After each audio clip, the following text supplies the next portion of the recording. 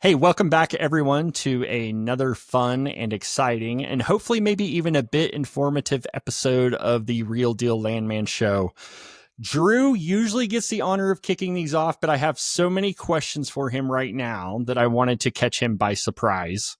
Drew, But first off, you're really hyping it up. You're saying this absolutely incredible episode coming up. Like that's putting a lot of pressure on us. Hey, right off the bat. Our feedback from both of our listeners say that they usually lose interest in the first 45 seconds. So I thought it was prudent to throw out that bait to keep them hooked. I would argue with you, but I completely believe you. Yes, hit me with some questions. Yes. Okay, so where are you? I thought I'd do something special today. And this is coming from the Hopkins Palatial Estates here in North Oklahoma City, Edmond, Oklahoma. We are under a severe storm and tornado and hail watch. And so everybody is kicked out of the office. It is go home, find shelter.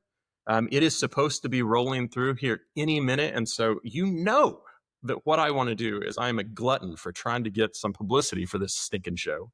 And so I thought if I could set everything up right in front of a window, I'm just telling you, for anybody watching on our YouTube channel, you may see some nickel to dime size hail, as Mike Morgan says. And then also, like I've got the Doppler 4 going on the TV, and I've got that going. And if you are an Oklahoma listener, you know that we've got Mike Morgan, we've got David Payne, we've got all these guys. But Mike Morgan always wears, you can tell how severe the storm is going to be by what tie the guy wears. And the amount of sequins on said tie. Yes, the amount of sequins on the tie, how flashy the tie is, right? So I have prepared right next to me, I have pre-tied, if you see at any point during this thing. So the pink tie, I think we're in the clear, okay? I just want to tell you, in the clear. Now, the flashiest tie I could come up with, now this is purple and it's got a lot of pizzazz to it, a lot of silver stuff in it. And if you see me put that on, or if the feed cuts for any reason, know that Drew Hopkins's Real Deal Landman days may be numbered. So we've got a nice view for you behind, and if you start seeing the trees swaying, know that it's on its way in. Did you let your house staff? Did you let all the staff at the palatial estate? Not. Did you let them go home, or their main priority is my safety, which I need them all to stay here. What I really love about your setup here is that you still have your lights up.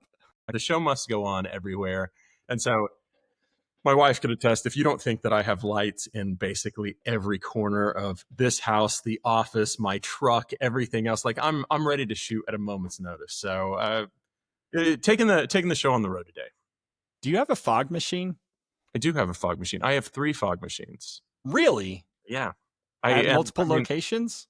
No, they're all here. But I started collecting years ago all the different things for Chesapeake. Every once in a while we do an event, and I don't want to say there was like a lot of tape that you'd have to go through to be able to get like certain things, but I'm like, ooh, this would be a good idea if we did this and let's just use fog machine as an example. That'd be really cool.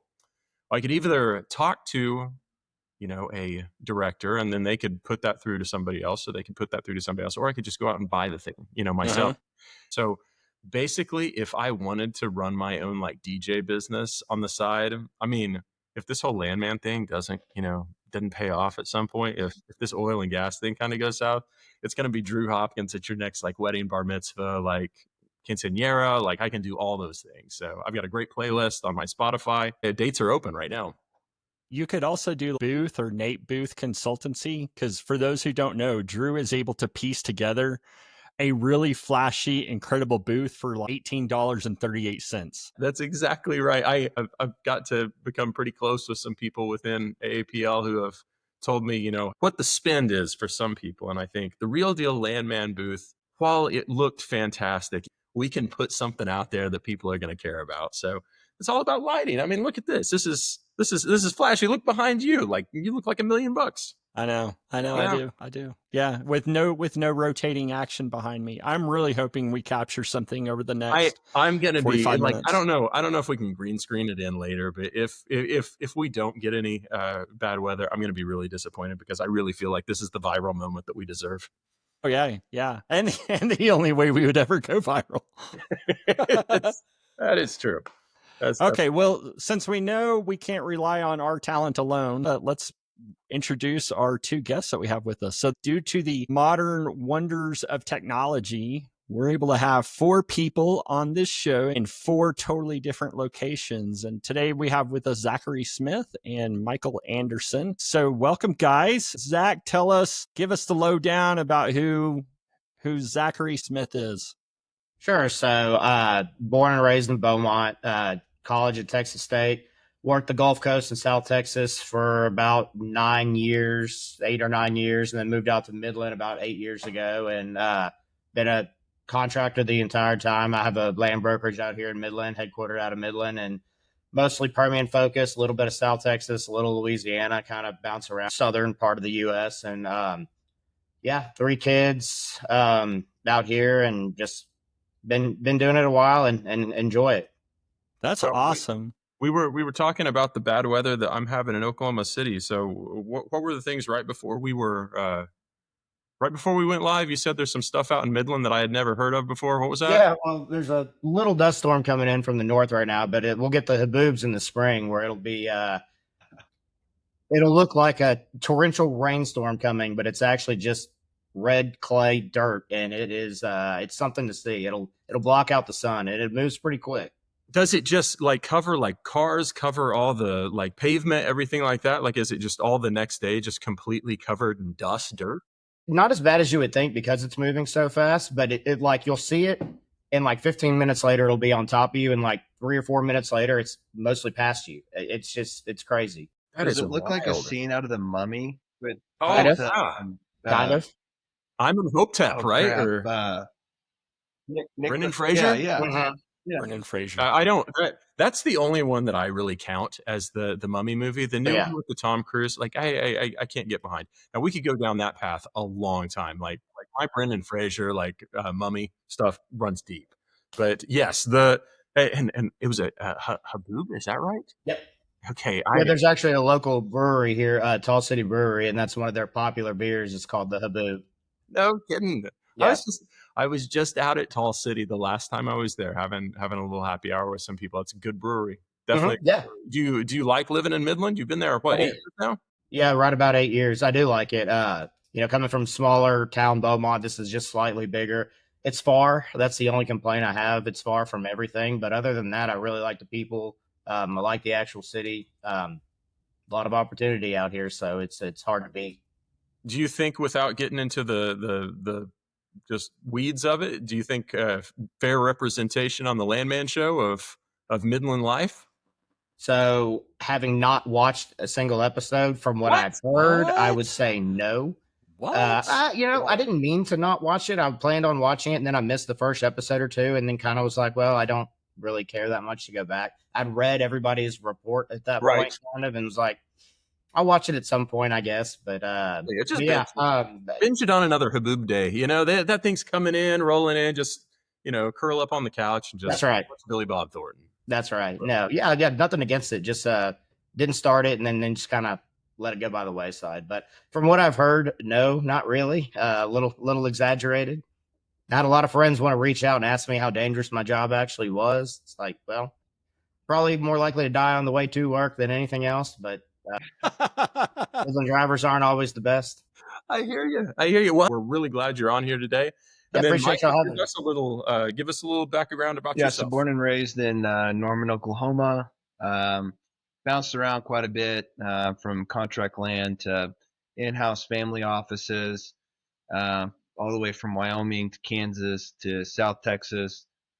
Currently the director of land for Venator Resources, which operates in 6 states: California, Wyoming, Utah, Colorado, New Mexico. And live and reside in just outside of Park City in Heber City, Utah, so I can access the assets that I manage in the Rockies for Venator. So how big's your land team there? Is it just you and a couple other you're people? looking at them, Drew. There's the land team. Sweet. We've got the division order Yeah. analyst, lead lease analyst, and owner relations specialist right here. So it's it's fun.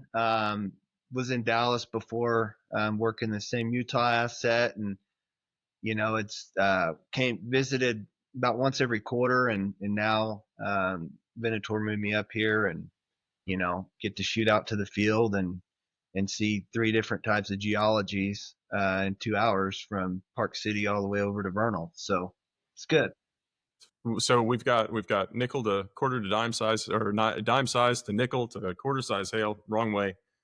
We've got that here. We've got the Haboobs in Midland. What have we got in Utah, where you're at, that kind of stays with your weather pattern?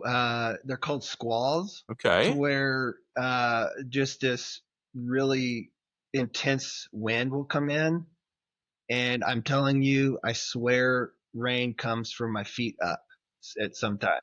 So it's like the moment stuff starts blowing over, I'm like, kids, get inside, and then it rains super hard for 10 or 15 minutes, and then the sun's out, and we go on down the road. How often does that happen? And what type of year is it? Is it spring? Is it summer? Predominantly spring. Okay. Anywhere between, we've had a few this May, but really kind of late July, late August, into September, and then it starts turning into snow. And obviously we're at 5,600 feet here, so the snow is also a huge, but no hail, thankfully, no severe weather.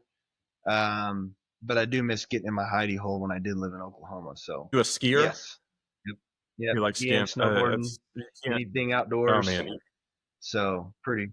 You can't beat the outdoor activity there. No. That's amazing. Good. That's really good. And do you also have an energy management degree from UCL? OCU, Oklahoma. Yeah, OCU. It's Masters of the Masters of Science in Energy Management. So yeah, That's awesome, yeah, man. it was a good. I saw you had done that. I just adjunct teach there. What about you guys, Jerris? You ever go to college? I don't know. Did I go to college? I'm just kidding. I know you did. Yeah, I did. I went to college. I- We had a couple of months ago, we had a snow squall in Colorado Springs. I had never heard of that before. We had some light flurries, and then it just kept coming down harder and harder and harder. And I was in my office working, and it was about 8:00 at night, and all of a sudden there was this sound and like this rush up against the house, and it sounded like a car had hit the house. And then suddenly an alarm went off on my phone, and it said I was in a snow squall warning. And looking outside, like trees were just basically flat. The wind was blowing so hard. And Michael's description of the rain coming up from the feet, like that's what it was for the snow. It was snow squall and then blizzard. But I'd never heard that term before. I had to look it up when it was happening. But it was It's like wild. the wind and everything was insane. You guys are all putting my current situation much into perspective, and I feel like I'm going to survive this. Yeah, you're going to be just fine. You're going to be just fine. So tell me about the different companies that you guys represent. So Zachary, it's Armadillo, correct? And you said it's a land service company. Yes. Is that yeah. Is that what you've always done? So came out of college straight into J. Smith and Associates, which was another brokerage, and I was there up until November of last year, and broke off to start Armadillo Energy Partners.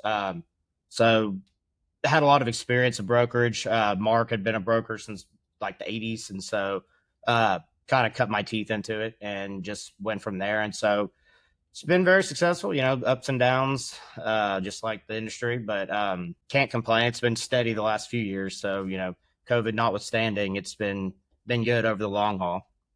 Do you have particular services that you offer that you feel like are, might be unique or niche or something that people would really want to look up Armadillo for? So probably what I would say we're best at is making sure that deals can actually get closed. We also, we do the title and work on due diligence and just like every other land service shop. But I also help a ton of groups out with buying or selling non-op minerals, all of that, and plugging one side into another. We've been pretty successful, kind of being the middleman, so to speak, when people are trying to buy or trying to sell, and we know the areas pretty well. And leasing and buying are different, but they're not that different. So if we can go out there and get a lease, a lot of times we can talk the same talk and get landowners to sell one way or the other, or working interest partners. People may have inherited something, all of a sudden get a large AFE that they can't pay and they want to get out of it. I have a guy, and it's pretty good at that. I would say that was what we're more unique at. But yeah, we do run sheets and, full abstracts, ownership reports, just the whole 9 yards as far as a land services company. Very cool. And Michael, tell us the composition of Venator. Is it a family fund? Are you guys PE backed? What's kind of the genesis of the company? And then you mentioned assets that are all over the place. Are those all operated or run by Venator? Are they different entities? What's that look like? Venator Resources is kind of the accounting back office company, the umbrella company, if you will. But predominantly, we are an E&P upstream operator. Got started by our founder in the 30s, wildcatter, and kind of Central Coast California, the heavy oil area, kind of near Santa Maria, Los Alamos. So a lot of cyclical steam injection downhole. And obviously, as regulations in California changed and got more restrictive, they started branching off and buying stuff. Bighorn Basin in Wyoming, had some assets in Texas for a period of time in or around Andrews County. We have makeup is, I would say, probably 60% operated to 40% non-op, and non-op being predominantly in the Uinta Basin, and then in the Jonah Pinedale area and kind of southwest Wyoming. Drill out of cash flow. Don't have any PE backers, no debt. So just try to be super lean and mean, and be very fiscally responsible so we can weather the storms. I would say our kind of expertise is taking maybe the fields that were neglected and going in and optimizing those to really run at a sub 45 cost per barrel. So that's what we do. Keep costs down and just bleed the turnip, so to speak. Excellent. Awesome. I feel like I went for years without hardly ever hearing Utah mentioned. And now it seems like I hear Utah brought up in conversations all the time. Was that just me and my naive perspective, or has there been like activity, or has commodity prices, or like, is there something that has brought Utah more to the forefront than what it was in the past? It's compared to the Permian-esque, just multi-stack formations. If you look at this latest M&A transaction between XCL and SM, they show this cube development that shows 18 different producing formations, and they're really only targeting four to five of them. I think the biggest constraints for the Uinta is obviously getting the crude from the northeast part of the basin to Salt Lake, and it's all via truck. So the town that I live in, they're trying to revitalize downtown, but you have 1,000 tanker trucks go through our town a day with just dual trailers trying to get this black wax or yellow wax to Salt Lake, and really no infrastructure to get it out of the basin. However, the state's doing a great job of advocating for, rail spurs that get it from Price down to the Gulf Coast, to where they strip off the paraffin, and you use that paraffin and wax to create biodiesel.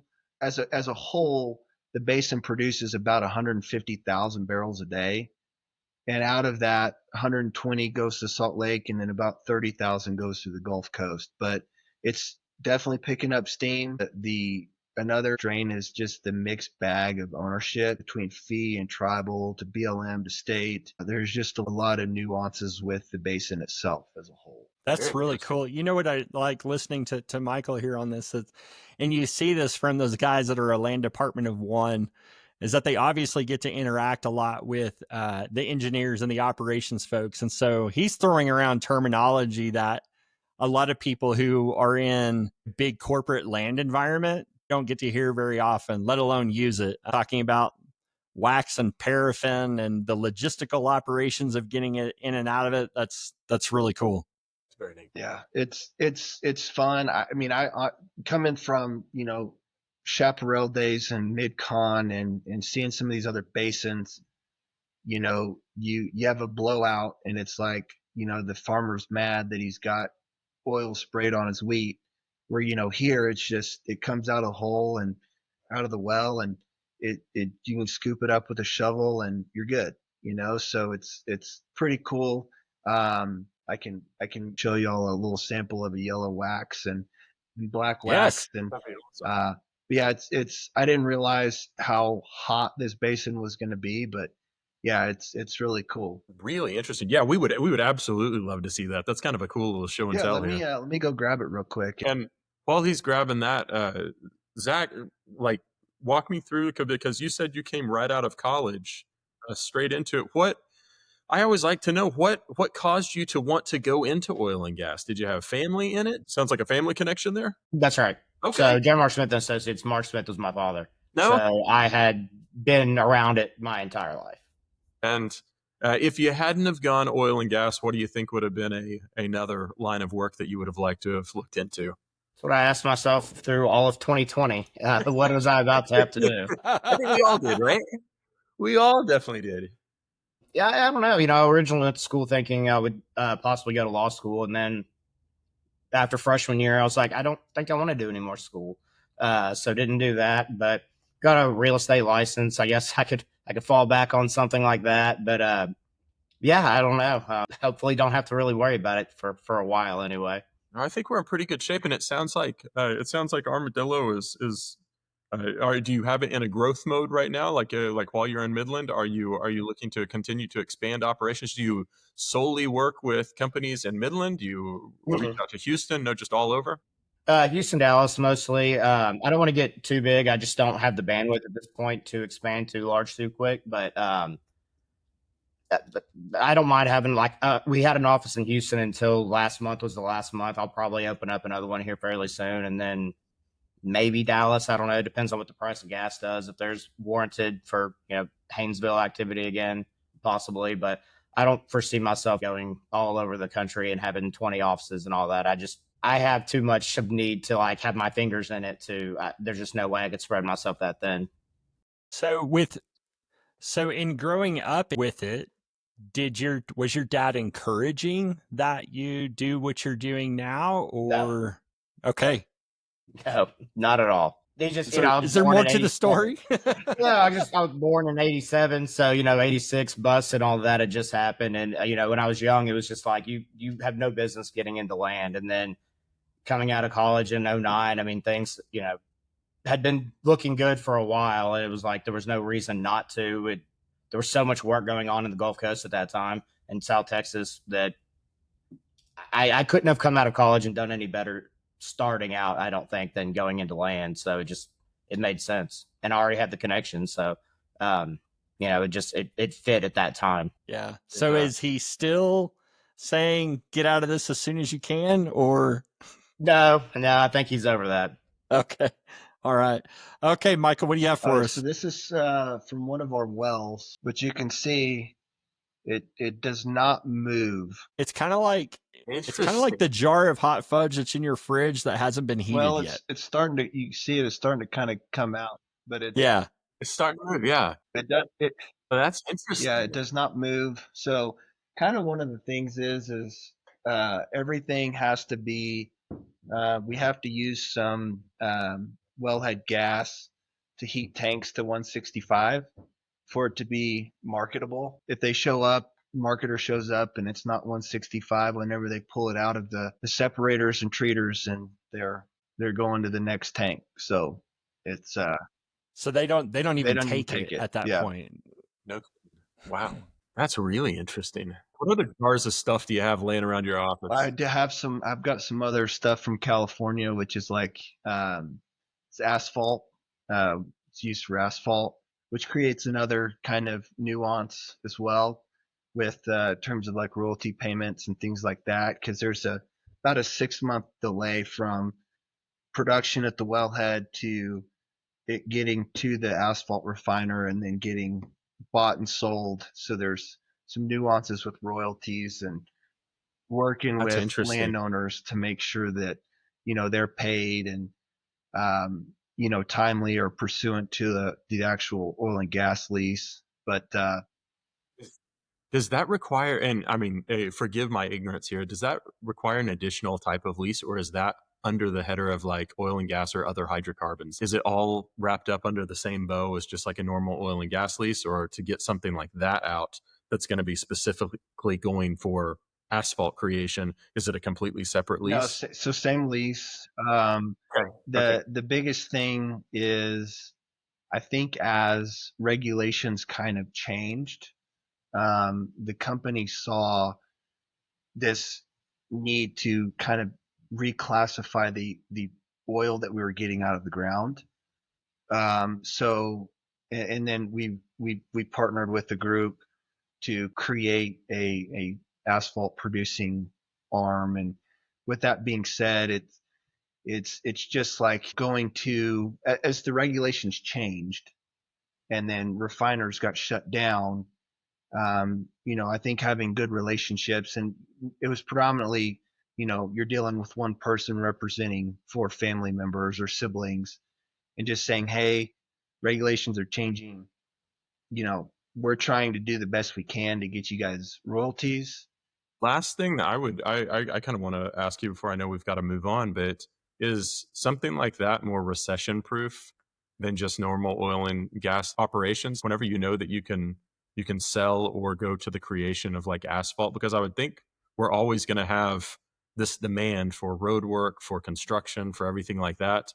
I mean, is it affected in the same way? I assume it would be, but like for 2020, were you in it, and was that still like, was that something that helped carry the business, or did it just kind of fall under the same hood? It does fall under the same hood because you still have to go through, CalGEM, which is the regulatory arm to actually permit the wells, and get the product up. There is, once the product does come to surface, you do have to do a blending process to make it to where it's, asphalt grade. But it is under the same umbrella of oil and gas production, but it is seen a little differently once it gets blended up, which is favorable. That's interesting. Years ago, I was working with a company, and I'd like to say that it was just because I was immature at the time, but I don't know that my behavior would be any different now. But we had just acquired some assets out of West Virginia, and the geologist came in, and he had this small vial. He's like, guys, this is one of our first samples of oil from one of the wells that we just acquired. And he handed it to me, and my first thought was, I wonder what it's like when it burns. We took it to the kitchen and poured a teaspoon of it, lit it on fire. It was really cool. Jerris, it's funny you say that because this stuff right here, some of our pumpers will take it and they'll put like a knife in it, and they will just shellac it on a log when they're starting a fire and just light it on fire. And that's their kind of That's the stick starter. of to start the fire. So pretty interesting. Yeah. What I remember is I was amazed that even just like a teaspoon, I was amazed at how long it burned. Like it was not just like a quick, burst. It was a really slow burning deal that lasted a long time. It's almost like at one point in the early years, people could have used it as a fuel for lighting in their houses. Yeah. Crazy, right? Absolutely nuts. Yeah. So at this point, people might be wondering, we've got 2 great guys that are on here, but what is the connection between Zachary Smith, a land service company operator out of Midland, and Michael Anderson, the director of land of Venator out of Utah. What do they possibly have in common with each other to where we would have them both on? And the reason why we've got them is that they are this year's chair and assistant chair of the AAPL Annual Meeting Committee. And we want to be able to talk about that, give them a chance to promote it, tell folks the exciting things that are going to be happening with the meeting.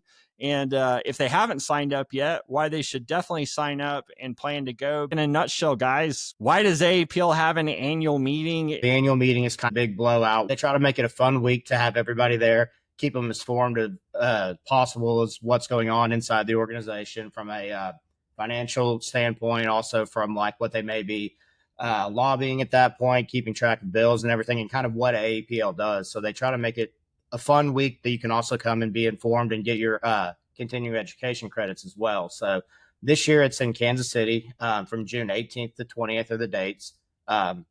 Big kickoff party on the 18th at the hotel, which is the Lowe's in Kansas City, which is right outside of or I guess probably part of downtown.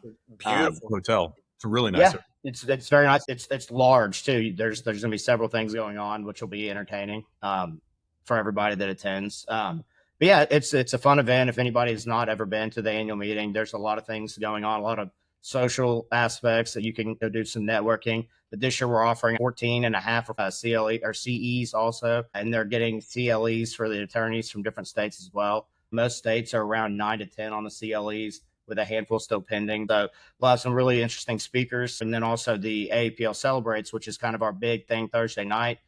We have a band, the Lost Wax Band, that's going to come and perform. It's at this old theater called the Midland Theater in downtown Kansas City. It's really beautiful. It was built in 1920 something, so it's almost 100 years old. What they've done in there is spectacular. It's all hand carved. And when you go in there, they say if something breaks, there's one company that can come in and fix it because it's all one piece. It's not like a bunch of pieces put together. It's beautiful. So it's going to be a lot of fun that night. Seated dinner, open bar. I know there's going to be a few awards such as like the Landman of the Year award that there'll be a recipient that may or may not be on this podcast right now. Will be receiving while he's there. So yeah, I think it'll be a lot of fun. Does he have to give a speech, an acceptance speech of that award? I think what's going to be a requirement. Yeah. Okay. Well, Jerris, how much of that, like if it's a 20-minute speech, how much of that is devoted to your exposure on this show or your connection to me? What's the deal? I don't know that I see myself giving a speech. I'm pretty shy. That's obviously not going to happen. Yeah, we're gonna have to kind of push the hand here, and we've got two great guys that could probably push it through no matter what. So I think you're getting a mic. We can make a 20-minute speech happen. I'm pretty sure. Absolutely. Well, what is the? Did I read right the title of the AAPL? That's called Explore More this year. That's right. That's the theme this year. That's so.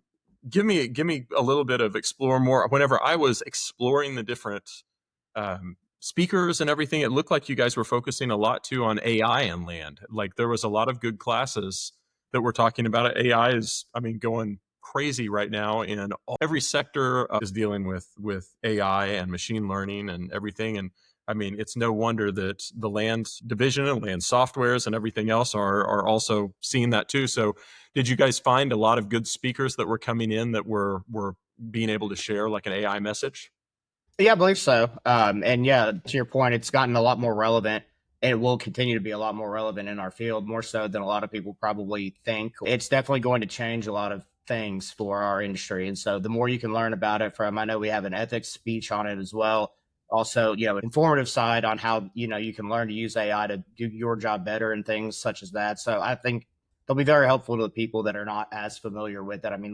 I don't use it probably enough. So it'll be interesting to see what you can do with it and how to kind of implement that into your daily life as a landman to help you do your job more efficiently. And I think as a whole too, the theme, year over year, we try to make these events very catered to what is relevant and what is, a hot topic. Obviously AI has been catching fire. Boston last year, we had a robotic dog. To your point, Drew, like as things start catching fire, data centers is going to be another hot topic. we just try to cater the events to a diverse background. So attendees, when they do come and they do register, that they get a lot of meat out of the event. It's the broad spectrum of land work and what's on the forefront as well. I haven't been to the Lowe's in Kansas City, but a few years ago, annual meeting was supposed to be in Banff. And due to COVID, et cetera, that venue had to be changed, and they moved it to Arlington, Texas at the new Lowe's venue. And I remember thinking, this isn't Banff, but I still had to go. I was committed for some things, and so I went to it. And I gotta say, like, that whole facility, that Lowe's facility that they had built, is just so cool. Like, the hotel is amazing, the little entertainment venues that are connected to it. Obviously in Arlington, the ballpark is right there as well. When I found out it was going to be at a similar property, I was really excited. Like, it's a really, really cool property and experience to be at one of those. And if you guys have seen it, I mean, obviously you can attest to it better than I can. Yeah, we did a site visit there in the fall. Me and Hunter Bucher, he was the chairman last year, and yeah, we had a lot of fun. Is there? I mean, the annual meetings that I've been fortunate enough to attend to in the past, absolutely a blast. Like Jerris said, the Arlington one was great. Boston, amazing.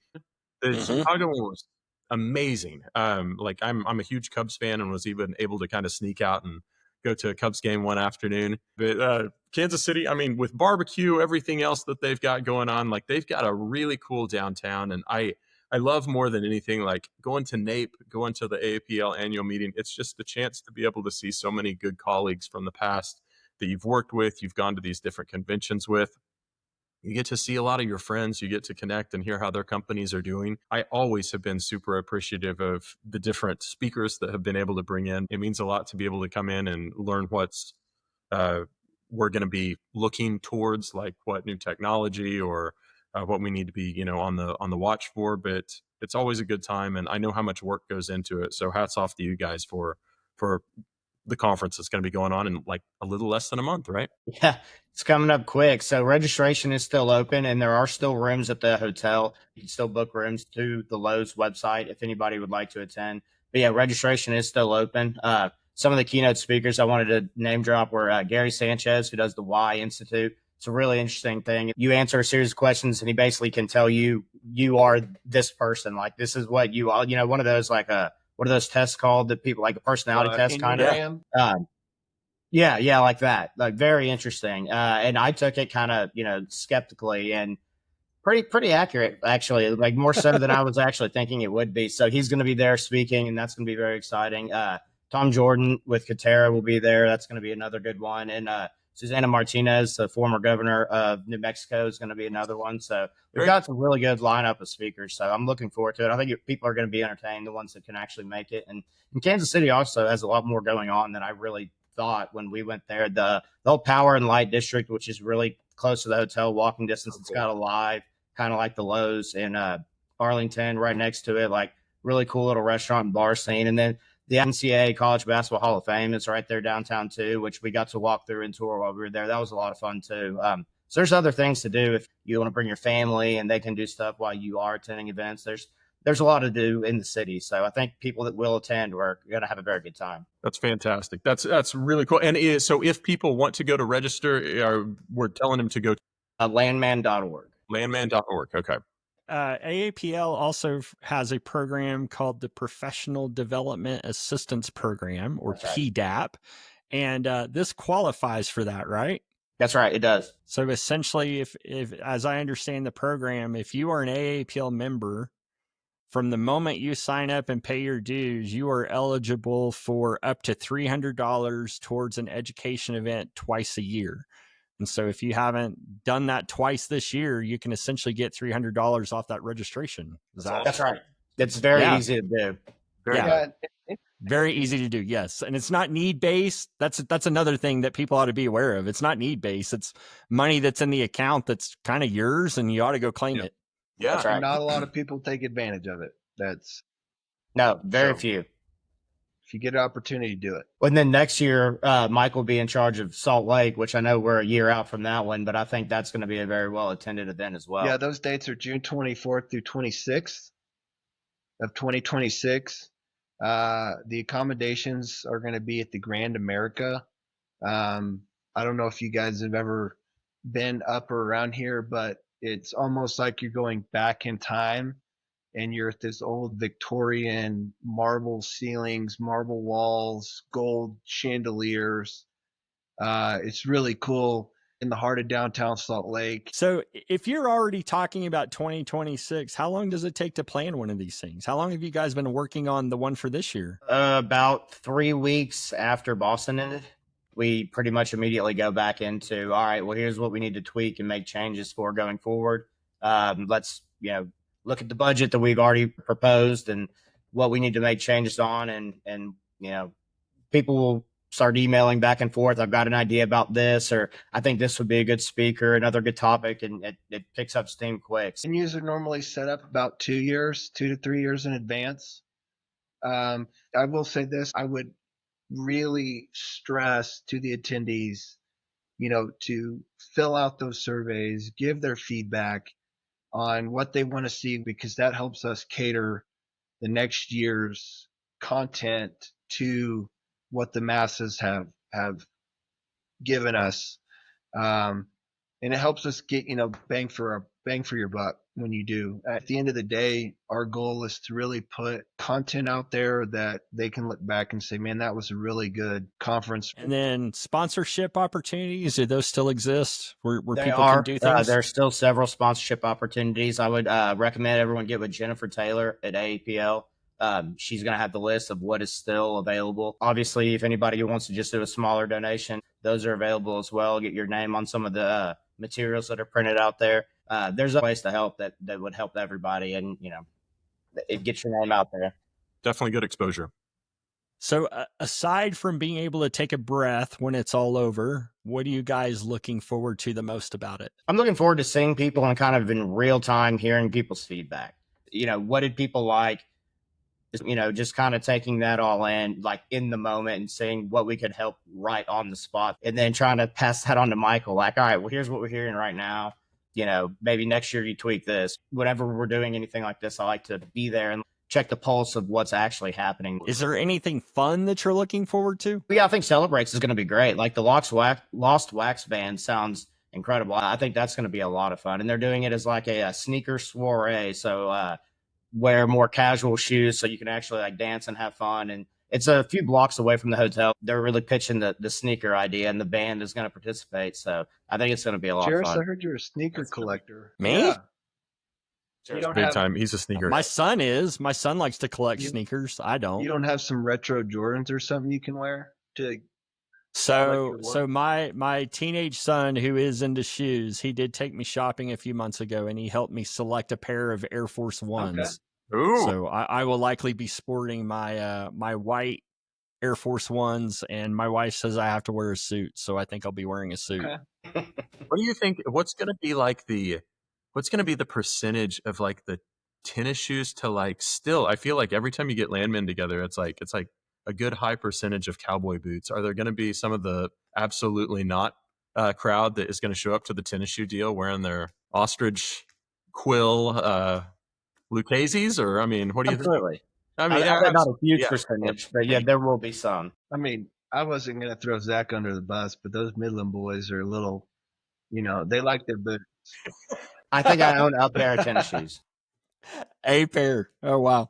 All right. What about you, Michael? What are you looking forward to, whether it be in relation to your responsibility that you have, or hopefully something fun? I think as a whole, you have East Coast, West Coast landmen get together. You start having conversations at the networking events, or outside after a speaker, after a session you attend, and just hearing how small of a world and how connected the industry is, and just hearing what's going on. For the most part, 90% of the year stay in your little bubble and know what's going on in here. But just, I think the networking component and just the content that we've put out there is what I'm excited to, hear the feedback. And at the end of the day, just getting around other colleagues. And, I was thinking something the other day of just it was a small world, met somebody, they were in the oil and gas industry, didn't realize we crossed paths at another company. And it's just interesting just to see the 6 degrees of separation, where it's like somebody knows somebody that knows somebody, and you just spark it up. But just how friendly the industry is and how everyone's super nice.